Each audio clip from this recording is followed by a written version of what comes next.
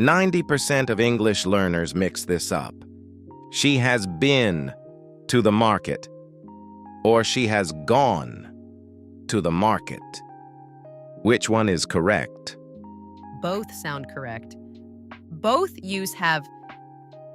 Both talk about the same place, but they mean completely different things.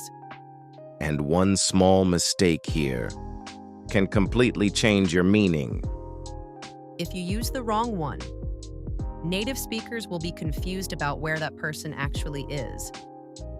Today on English Mitra, we're breaking down one of the most confusing pairs, been and gone. By the end of this lesson, you will never mix them up again. Stay with us. So, Maya, why do learners mix these two up so often? Because both words are connected to the same idea. Going somewhere. Gone comes from go, and been comes from be. But in English, we also use been to talk about going somewhere and coming back. Exactly. And that's where the confusion starts. Learners hear both, and they think, which one should I use? And many people just pick one, usually gone, and use it for everything. Like saying, I have gone to Paris 3 times. A native speaker hears that and thinks, wait, are you still in Paris right now? Exactly, so let's fix this right now. All right, one simple rule, 2 meanings. Has gone to means the person left and is still there. They have not come back yet. She has gone to the market means she is at the market right now. He has gone to London means he is in London right now. Now has been to. This means the person went and came back or visited at some point in their life. She has been to the market means she went there and came back. He has been to London means he visited before, but he is here now.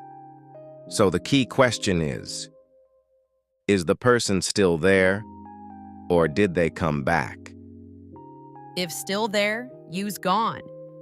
If came back, use been. Let's make this real. Your colleague is not in the office. Someone asks, where is Sarah? You say, she is gone to a meeting. Because she is still there. But later, your boss asks, did Sarah attend the meeting? You say, yes, she has been to 3 meetings this month. She went and came back. Travel example, my sister has gone to Australia. She is in Australia right now. My sister has been to Australia. She visited before and she is back home now. Now listen carefully. It's, where have you been? This is very common. You say this when someone is already back.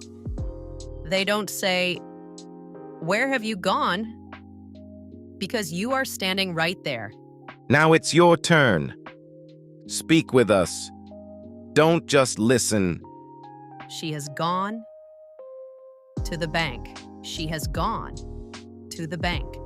She has been to the bank. She has been to the bank. Have you ever been to Japan? Have you ever been to Japan? He has gone to Japan for work. He has gone to Japan for work. Where have you been?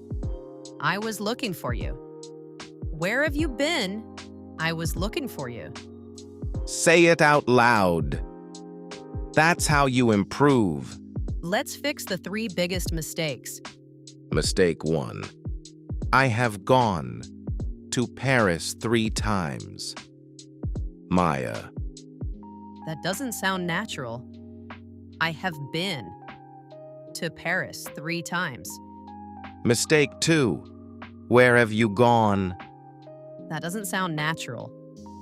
Say, where have you been? Mistake 3. He has been to Dubai. That doesn't sound natural if he is still there. Say, he has gone to Dubai.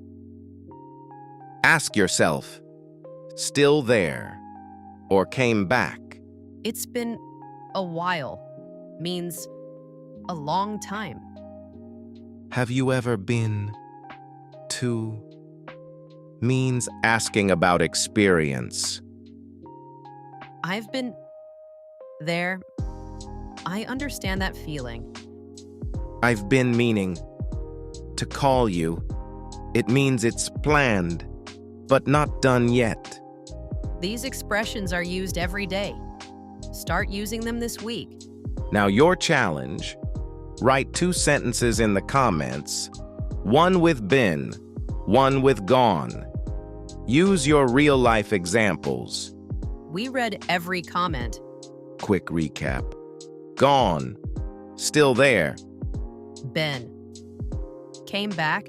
If this helped you, share this video with one friend who's learning English.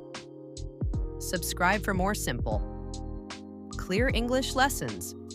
You're improving every single day. Keep going. See you in the next lesson.